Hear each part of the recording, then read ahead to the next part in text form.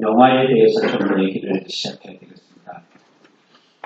원작은 일본 소설가가 지금 소설에서 시작되어서 우리나라에는 2008년에 개봉한 걸로 알고 있습니다.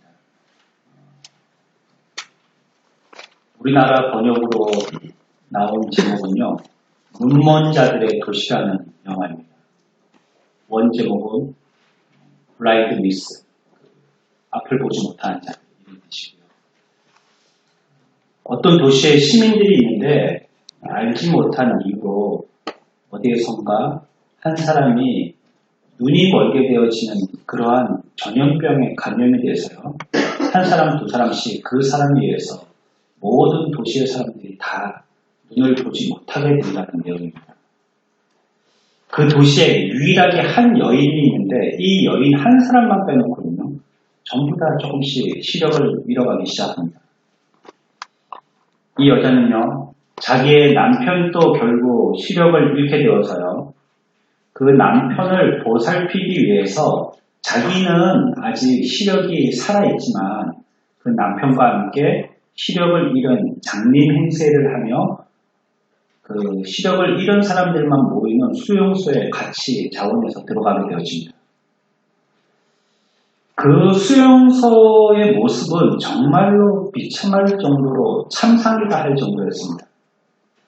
모든 사람들이 보이지 않으니까요, 더럽기는 이루 말할 수 없고요, 불결하고요, 지저분한데 남도 자기도 서로를 알아보지 못하니까 그렇게 그냥 지나다니는 겁니다.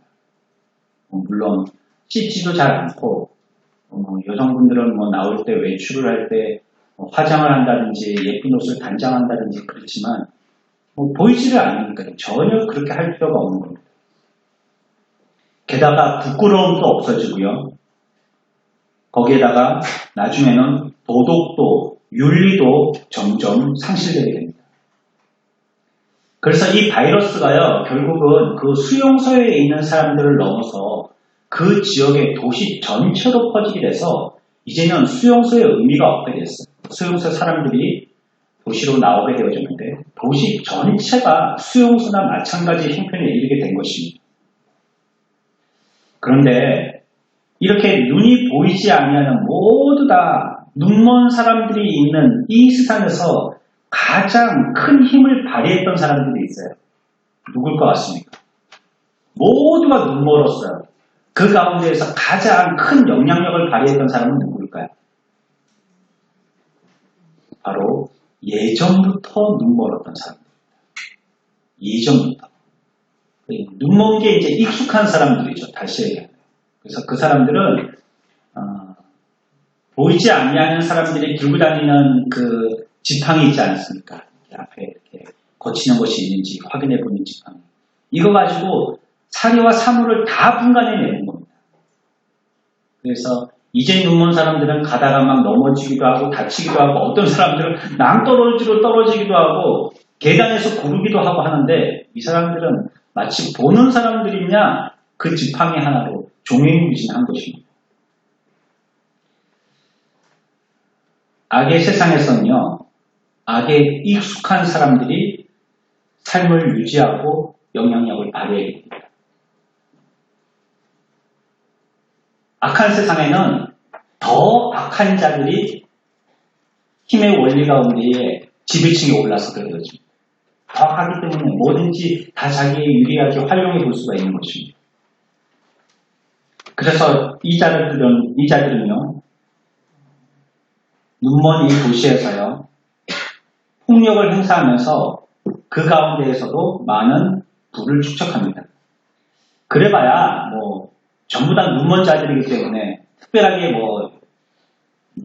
오늘과 같은 보이는 세상에 있는 그런 부를 축적하는 것은 아니죠. 기껏해야 정부에서 주는 어떤 양식 이런 건데, 그거조차도 조금 익숙하게 받을 줄 알고 조금 익숙하게 분배할 줄 아는 겁니다. 그거 가지고 권력을 행사하는 것입니다.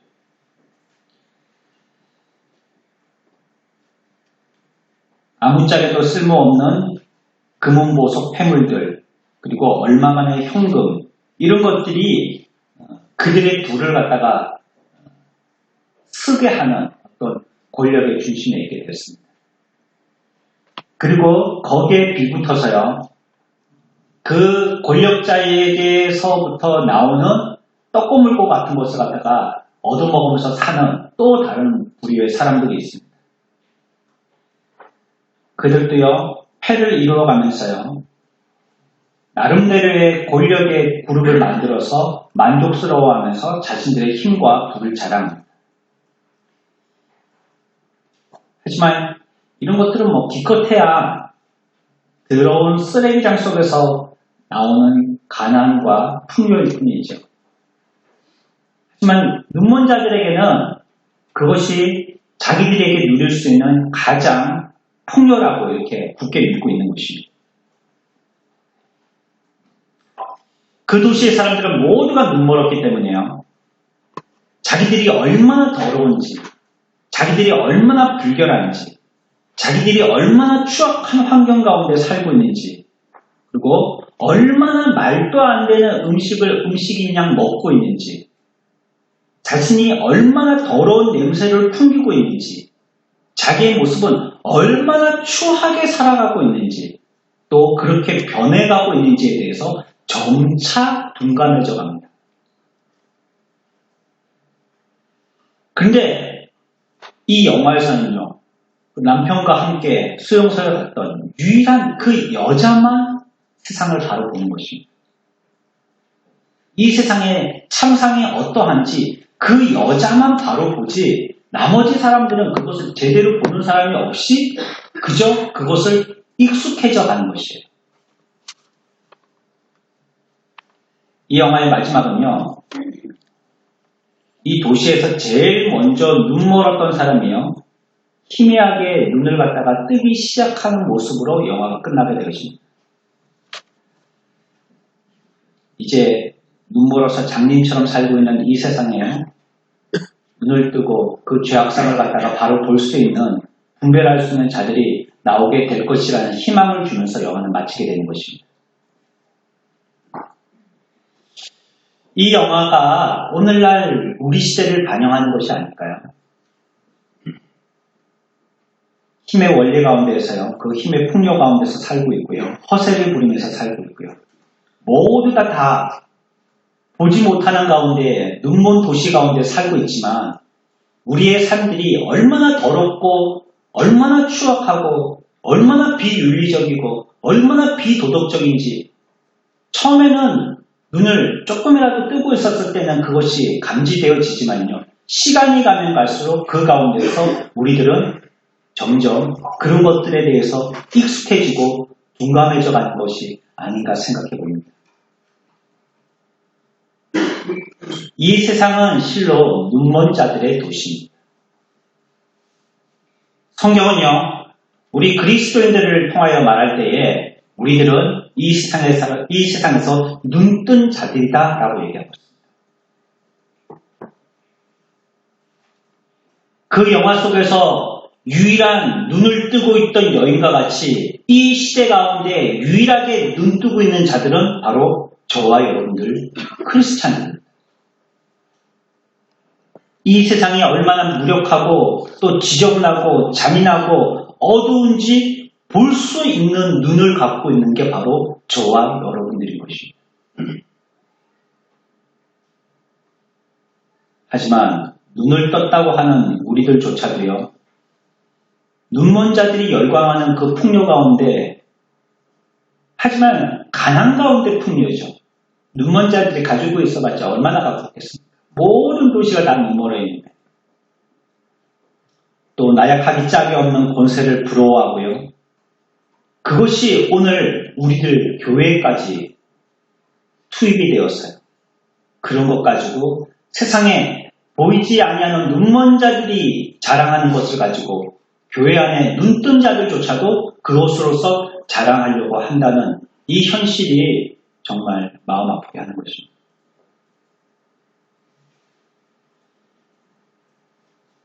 이러한 우리들이 이 세상을 살아나가면서 마음에 부담감을 덜어야 될 것이 있습니다.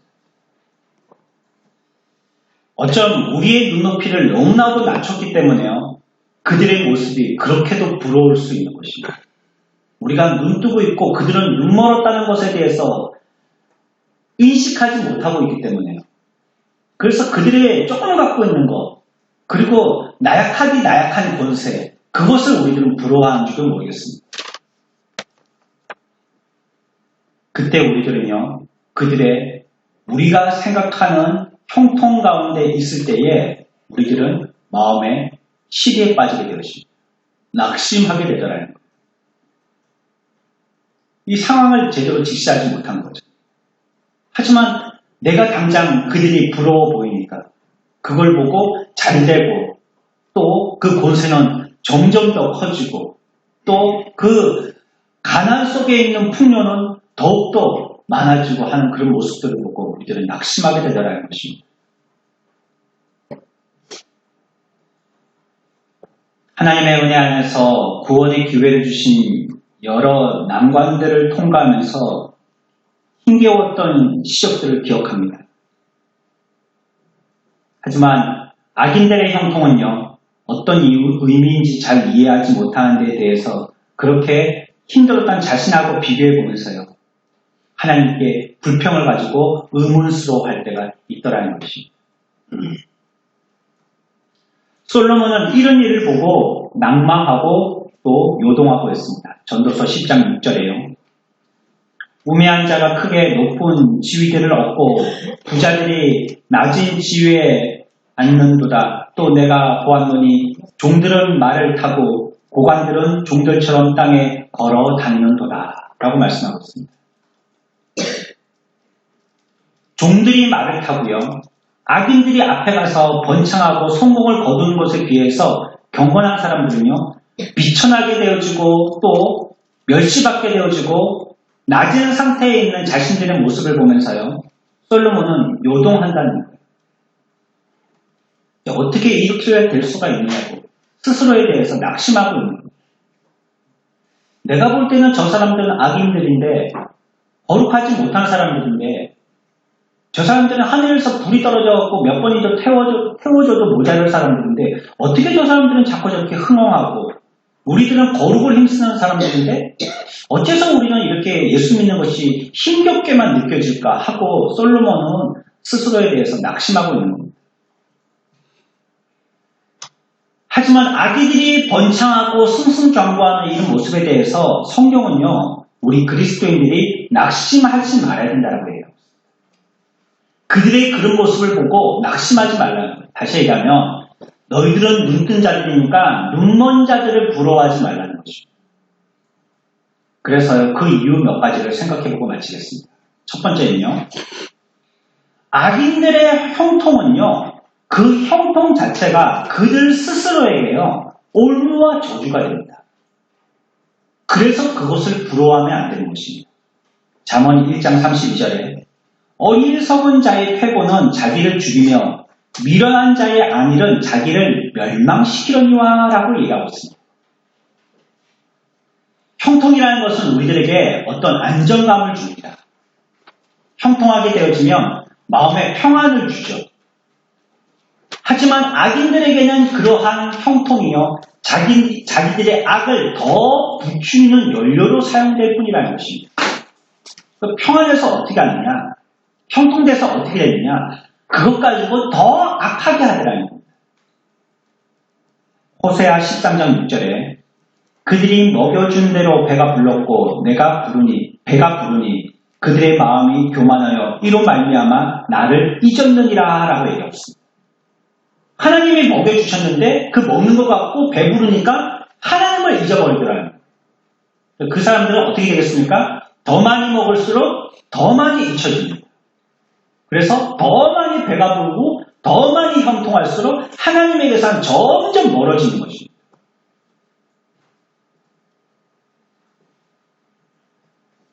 그들이 가지고 있는 금이나 은이나 좋은 옷감이나 비단 옷은요, 그들의 죄를 오히려 더 윤택하게 했다는 것이에요. 우리가 부러워하지 말아야 할 이유가 여기 있는 것입니다. 그들이 어떤 줄에 묶여서 교수형을 당한다고 여러분들이 그 밧줄을 부러워해서야 되겠냐는 말이에요.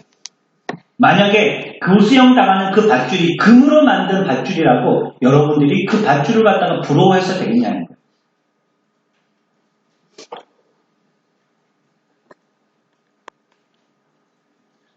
악인의 형통이라든지 그것을 부러워하는 것에 대해서 우리들은 요동하지 말아야 됩니다. 욥기 5장 2절에요. 분노가 미련한 자를 죽이고 시기가 어리석은 자를 멸하느니라. 내가 미련한 자가 뿌리 내리는 것을 보고 그의 집을 당장에 저주하였노라 라고 얘기하고 있습니다. 여러분들, 가난해도 은혜 받는 것이 형통하면서 저주받는 것보다 더 좋은 것임을 우리 그리스도인들은 우리의 입으로 시인하고 고백해야 됩니다.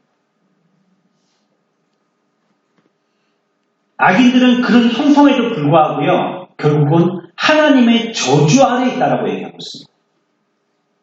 저주 아래는 눈먼 자들이라는 것입니다. 잠언 3장 31절에 포악한 자를 부러워하지 말며 그의 어떤 행위도 따르지 말라. 대저 패악한 자는 여호와께서 미워하시나 정직한 자에게는 그의 교통하심이 있으며 그들과는 하나님께서 대화하지 않으십니다. 비록 그들이 따뜻한 옷을 입고 좋은 집에 살고 있지만 하나님이 그들은 저주의 자녀들로 교통하시지 않으신다는 것입니다. 악인들이 그 힘이 더 강해지고 그 부요가 더해진다 할지라도 그들을 부러워하지 마십시오. 그것은 하나님의 저주가 그들에게 임했기 때문입니다. 창세기 27장에서는요. 에서에게 이런 약속을 합니다. 야곱과 에서, 형제 중에 형인 에서에게 창세기에서 약속합니다. 하나님은 하늘의 이슬과 땅의 기름짐이며 풍성한 곡식과 포도주를 내게 주시기를 원하노라. 풍성한 걸 주시기를 바란다는 거죠. 이 땅의 풍요로움을 기도하고 있습니다. 하늘의 이슬도 땅의 기름짐도 풍성한 곡식도 포도주도 나에게 있기를 원한다는 것입니다.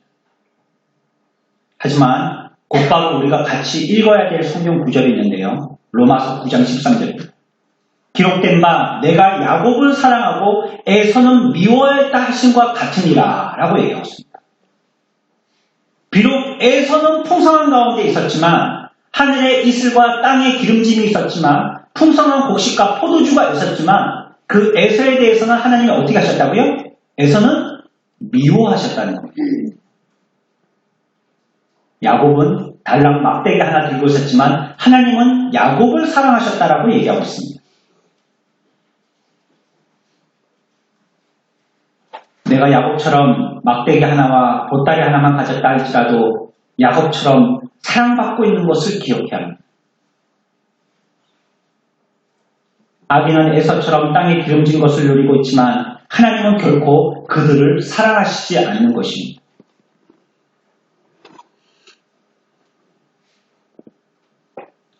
하나님께서는 그분의 분노와 저주를 악인들의 부유함 가운데 섞어주십니다.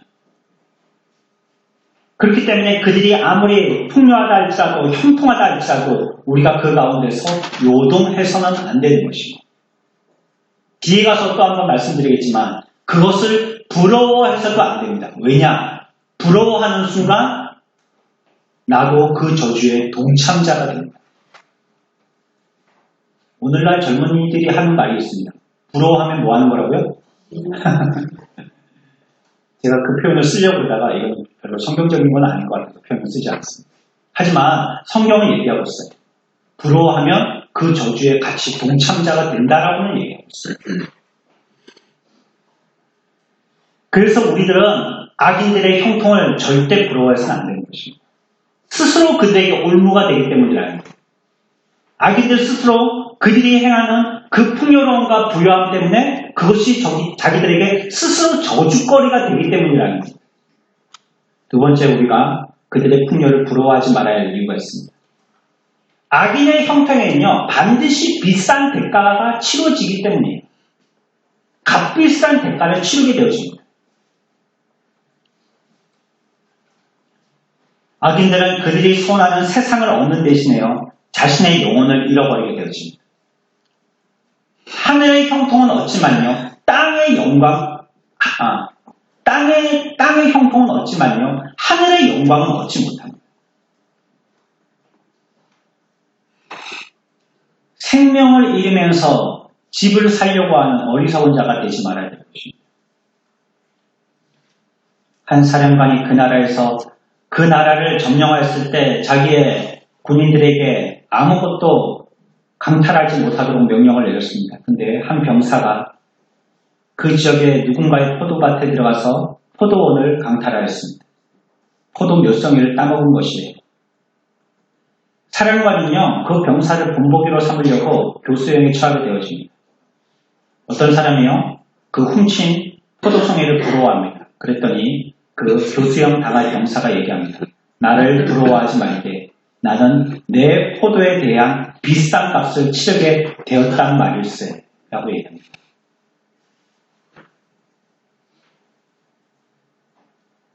우리가 고난의 빵을 먹고요, 눈물의 음료를 마실 때에 주변 악인들은 땅의 달콤한 산물을 먹고요, 살찌우는 모습을 본다 할지라도 그들을 부러워해서는 안 됩니다.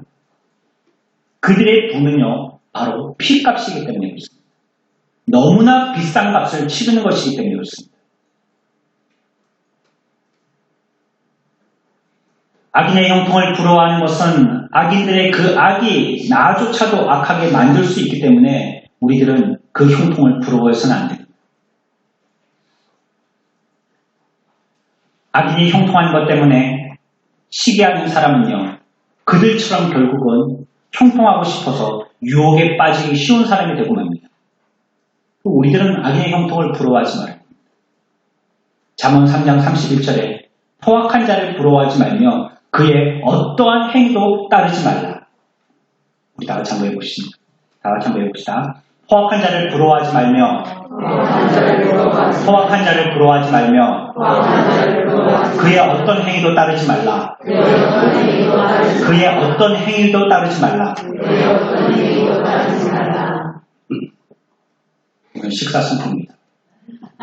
점심 드시려면 이거 암송해야 돼요. 내가 만약에 그 악인을 부러워한다면요, 나도 그들처럼 부유해지고 싶어서 나도 똑같은 억압자, 똑같은 포악자가 될 수 있다는 것입니다. 세상이 주는 것은 세상의 방법으로 얻게 되어지는 것이기 때문에 그것을 부러워해진다는 것은 나도 그 방법을 따르게 되는 것을 얘기하는 것입니다. 그들이 느끼게 되어지는 풍요로움은 잠깐이지만요, 그들의 악함은요, 곧 끝을 보게 될 테고 하나님께서 그들에게 내리신 저주는 영원할 것입니다.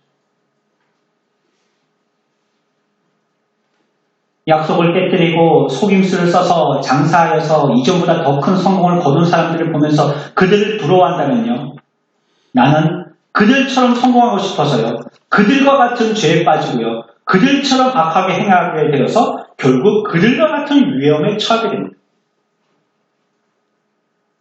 오늘날 우리 한국의 정서가 이 때문에 개선되지 않습니다. 왜 정권이 바뀔 때마다 다른 정권은 상대편의 정권에 대해서 무엇이 잘못됐다, 무엇이 잘못됐다 서로 그거 얘기하잖아요. 그런데 또 정권이 바뀌게 되면요, 예전에 자기들이 반대했던 걸 이제 지지하고 찬성을 해요. 권력의 맛을 본 것입니다. 물질의 맛을 본 거예요. 그래서 욕하면서요, 결국 자기가 그럴 수 있는 자유의 자리에 앉게 되어지면 자기도 똑같은 사람이 되고 말더라는 거예요. 여러분, 자기들 양심에 직접 조용히 물어보십시오. 내가 정말 믿지 않는 저 사람들의 풍요에 대해서 부러워하지 않고 있는지, 내가 믿고 있는 예수 그리스도를 가장 가치로 생각하고 하늘나라에 가서 우리가 있게 되어질 그 처소천국에 대해서 가장 소망하고 기대하고 있는지, 이 세상에 있는 어떤 것보다도요, 여러분이 부러워하는 대로 여러분들의 몸은 따라가게 되었습니다. 여러분들이 소원하는 대로 여러분들의 시간과 물질은 사용되게 되었습니다. 제가 어느 때 이런 말씀 드렸습니다. 여러분들의 진심을 알려면 여러분들의 물질과 시간이 여유 있을 때 여러분들이 그것을 어떻게 쓰는지 보면 안다고. 시간이 남았을 때 여러분들이 뭐 하시죠? 그 시간 가지고? 그게 진짜 여러분들이 하고 싶었던 겁니다. 물질이 좀 여유 있을 때 그거 갖고 뭐 하시죠? 정말 여러분들이 그거 하고 싶었던 겁니다. 그래서 그때 그 시간에 그걸 하는 것입니다.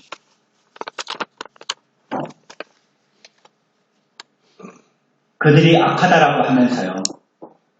한국이 바뀌지 않아요. 바뀌지 않아요. 내가 할 수 없어서 욕하고 있을 뿐이죠. 할 수만 있다면 같은 자리에 오르려고 하는 것입니다. 어제 신문에 보니까 그렇게 얘기하더라고요. 오늘날 한국의 많은 기업의 총수들이 욕을 먹고 있는데 그 이유가 속에 분노가 있어서 그렇다는 거예요. 분노가 갑질하는 그러한 총수들을 보면 그게 터져 나와가지고 그들을 욕하게 된다는 거예요. 그런데 욕하는 사람들이 그 자리에 오르게 되어지면요. 아무도 욕하지 않습니다. 자기가 그 자리에 오르게 되어져요. 똑같이 행하면서도요. 욕하지 않습니다.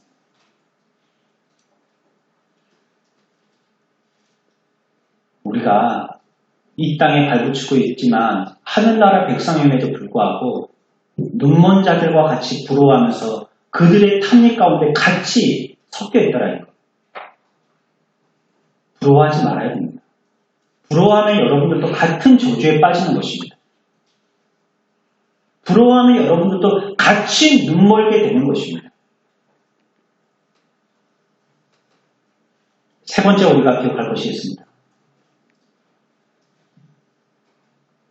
역경보다도요, 형통을 선한 데 사용하기가 훨씬 더 어렵습니다. 오히려 잘 되는 것을 더 좋게 사용하기가 어렵더라는 거예요. 자, 여기에 물컵이 물이 어느 정도 있죠? 보이십니까? 이 정도 있죠. 제가 이걸 가지고 저 출입구까지 걸어가는 것은 매우 쉽습니다. 물이 찰랑찰랑 밑에서 찰랑찰랑 거리고 있기 때문에 만약에요 제가 이 물컵에다가 물을 아구까지 가득 채웠어요.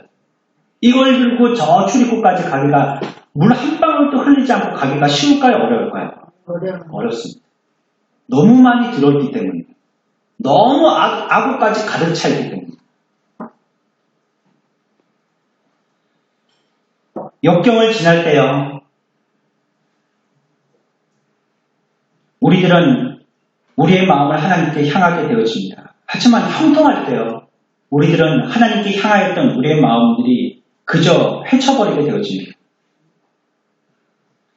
역경의 상황을 지날 때보다 형통한 상황에 지날 때요. 죄 짓는 사람들의 경우가 훨씬 더 많습니다. 돈이 없을 때는 뒤에 있는 텃밭 일구어가면서 나쁜 팔이라도 그렇게 땀 흘려서 선하게 착하게 살던 사람이 돈이 좀 생기니까요. 그거 가지고 돈을 더 불리겠다고 사기치고 남 속이고 또 더 착복하고 고리대를 하고 이런 일들을 하게 되더라고요.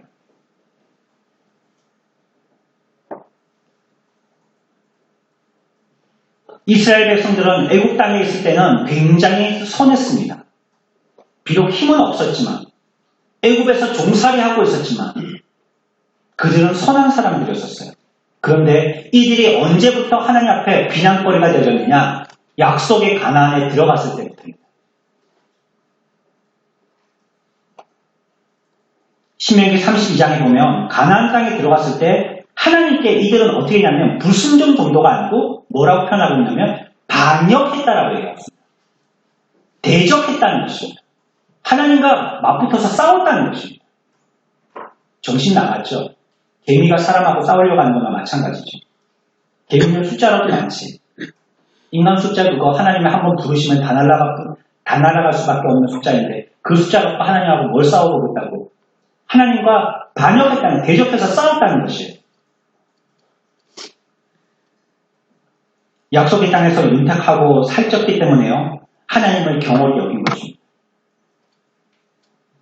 다윗이 은둔과 도피 생활할 때는 선한 사람이었습니다. 하지만 그 정직하고 순전했던 그가 왕위에 올라가자 간음하는 자가 됐고요.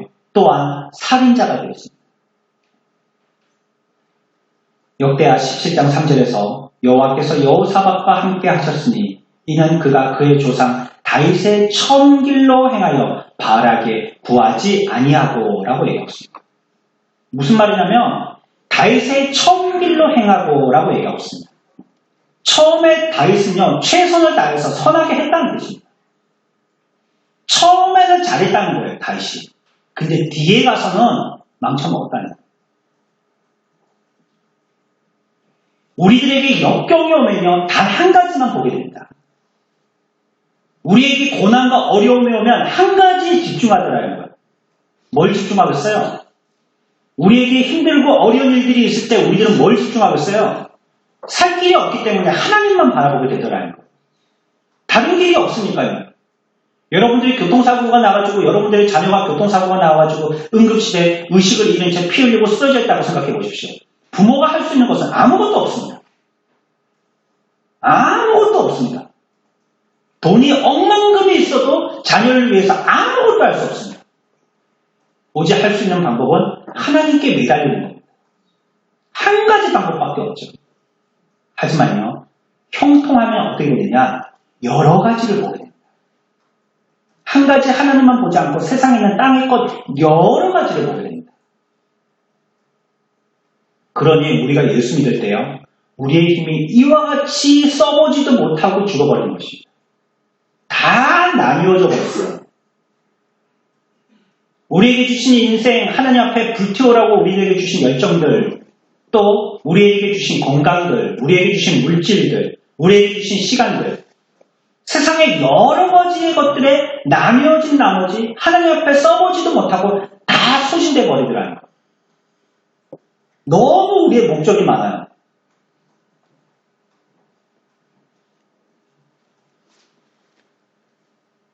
군인들이 쓰는 총 중에서 보면 따발총이라는 거 있죠. 기관총이죠.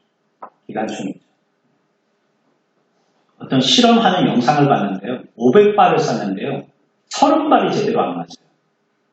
표적 중심에 맞는 거 말고 표적지 큰 덩어리에 맞추는 게 500발 중에 30발도 안 맞더라고요. 10분의 1의 확률도 안 돼요. 게다가 물체를 가만히 서서 바바바박 쏠 때 말고요. 뭐 비행기에서 쏜다든지 흔들리는 배에서 쏜다든지 헬리콥터에서 쏜다든지 이럴 때는요.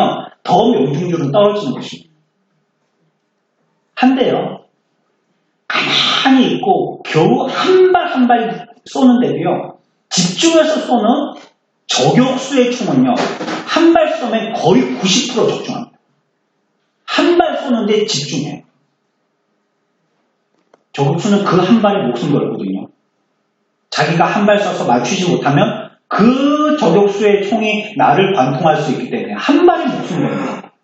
그리고 모든 힘을 거기다 쏟아붓습니다. 하지만 기관총 사수는 그렇지 않습니다. 에랑 모르겠다. 뭐 여러 발 중에 한 발이라도 맞아보지 않고 두두두두두 하고 쏘는 겁니다.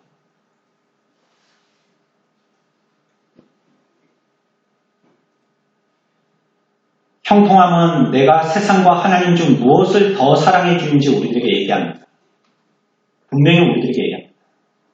세상이 우리들에게 배신하는 것입니다. 여러분들이 세상에 대해서 형통했으면 그 형통한 세상이 여러분들의 신앙의 최저의 부분이 무엇인지를 여러분들한테 고발하는, 너 나를 더 사랑하지 하나님 사랑하지 않고 이 얘기 하더라고요. 세상이 풍요롭게 해줬던 그 물질이 너 나를 더 사랑하지 하나님 사랑하지 않고 이렇게 여러분들 스스로를 고발한다는 거예요. 내가 그리스도를 의지하는 사람인지 부귀를 의지하는 사람인지 세상의 형통함이 여러분들에게 고발한다는 거예요. 피우스 콘터스라는 사람은요. 천한 지위에 있을 때는 선한 사람이 없다라고 생각되었지만요. 이 사람이 추기경이 되었을 때요. 자신의 구원을 의심하는 자가 되었고요. 이 사람이 교황이 되었을 때요. 자신의 구원에 대해서 절망했다고 합니다. 점점 더 좋은 자리에 올라갈수록 우리의 신앙은 점점점 더 떨어지더라고요.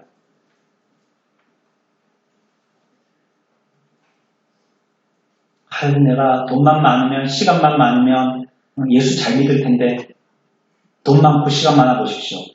바빠서 사람 만난다고 교회 올 시간 없습니다. 건강해 보십시오. 2달 해가지고 들러사지고 놀러 다닌다고 교회 올 시간 없습니다. 그래도 아프니까 형편이 어떤 면에 한 가지만 볼 수밖에 없는 이런 쥐구멍같이 한 구석과 같은 한 곳을 몰리게 되니까 그나마 그 이유 때문에라도 하나님께 오는 것입니다. 정신 차린 거죠.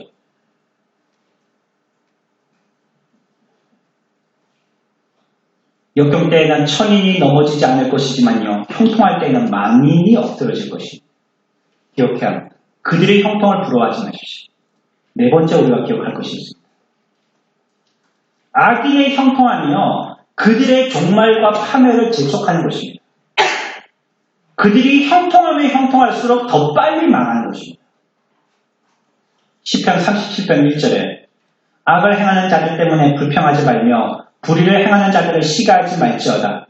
그들은 풀과 같이 속히 배임을 당할 것이며 푸른 채소같이 쇠잔할 것이므로다 라고 얘기했습니다. 악행하는 자들 그들 가지고 불평하지 말라는 거예요. 그거 갖고 부러워하지 말라는 거예요. 그것 가지고 시기하지 말라는 것입니다. 꽃이 언제가 될수록 더 빨리 시들게 되어지면요. 만개할수록 시들어지기 쉬운 겁니다. 이제 봉우리가 졌을 때는 피는 동안 시간이 조금이라도 걸립니다. 하지만 완전히 만개에서는요. 이제는 시든 것뿐이 남은 게 없어요. 악인이 번성했다면요. 그것은 곧 무엇을 얘기하냐면 그들의 배임의 때가 곧 닥쳐왔다는 걸 얘기하는 것입니다. 우리들은 수만 평, 수억 평의 땅을 갖다가 상속받은 자들입니다. 그럼에도 불구하고 멋진 옷을 입고 멋진 무늬로 장식되어져 있는 왕의 역할을 하는 배우를 부러워해서는 안 된다는 것입니다. 악인들은 비록 호화로운 옷을 입고 의리어리한 저택에서 산의 진미를 먹고 있는데 부족함이 없지만 그러면서도 오히려 의로운 사람들을 조롱하고 살고 있지만 그들에게 주신 것은요. 하나님이 언젠가는 다시 찾으실 보관의 입장에 있는 사람들 뿐이라는 거예요. 실제로 저와 여러분들은 그것이 우리의 것이 되는 상속자의 입장에 있는 자입니다. 어때 참 주인이 거짓된 주인을 보고 부러워한다는 말, 이게 말이 안 되는 것이죠. 이것이 내 건데 내가 빌려주는 사람, 내 거 가지고 있는 빌려주는 사람 그 사람을 보고 부러워한다는 말입니다.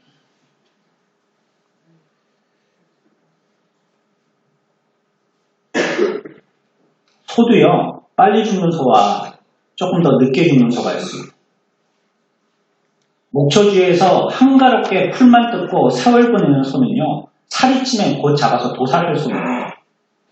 하지만 뼈가 앙상하게 튀어나와 있고요, 코에서 콧김을 푹푹 불면서 힘겹게 무릎을 세워가면서 밭을 가는 소는요, 그 소가 병들어 죽을 때까지 그 소는 그 농부의 소가 되고 마는 거예요.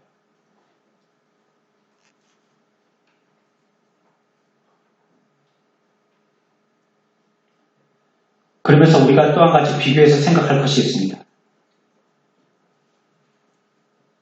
그들이 가지고 있는 이 악한 목들이요, 아무리 많이 가지고 있다 할지라도 상대적으로 내 것이 그것에 비해서 줄어드는 것은 아니라는 거예요. 한국 사람들 상대적인 박탈감 이런 거 많이 갖고 있죠. 얼마나 요즘에 잘 살고 있습니까? 예? 옛날처럼 정말 옷 못 입는 거지는 없잖아요. 보세 가게 가보십시오. 구제품 가게 가보십시오. 1,000원, 2,000원이면요. 옷이 좋은 옷들이 굉장히 많아요. 신도 그렇고 가방도 그렇고요. 그러니까 한 2, 3만 원이면요. 머리에서부터 발끝까지 전부 다 세트로 새 옷 비슷한 걸 사 입을 수 있습니다. 하지만 그렇지만 오늘날은 돈 없어서 못 살겠다라고 얘기합니다.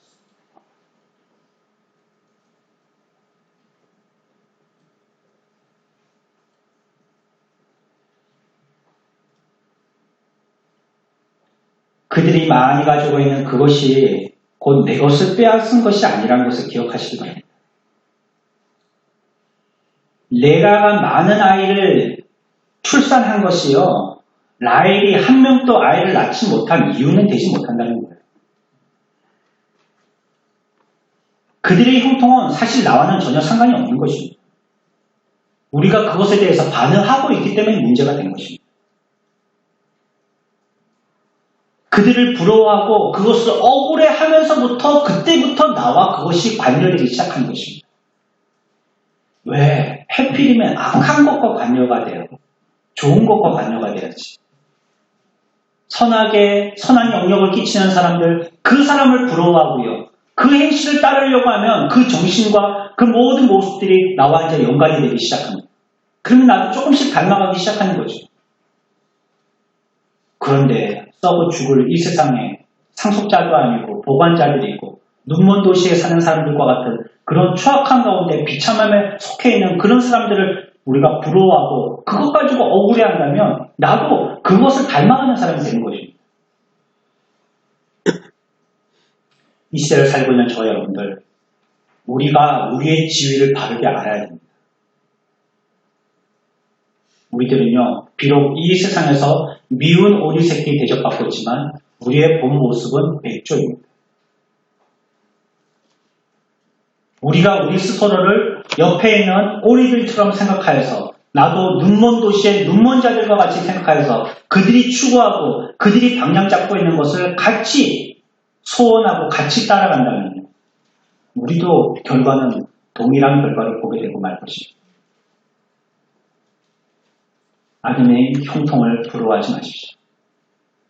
악인의 잘됨을 억울해하지 마십시오. 그들의 모습을 나와 같이 연관시키지 마십시오.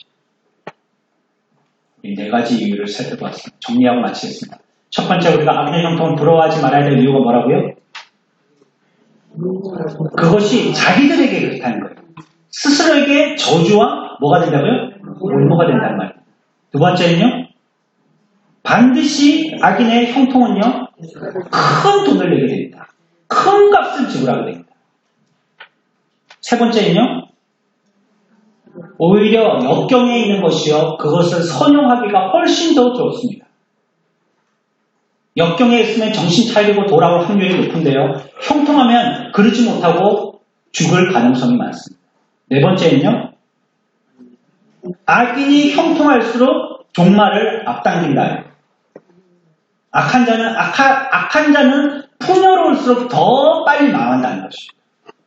기억하여서 같은 악에 동참하지 아니하고 거룩한 백성의 신부의 모습을 갖춰 나가는 저와 여러분들의 백성들 되어지기를 축원합니다. 말씀 전하면서 잘 부탁드립니다.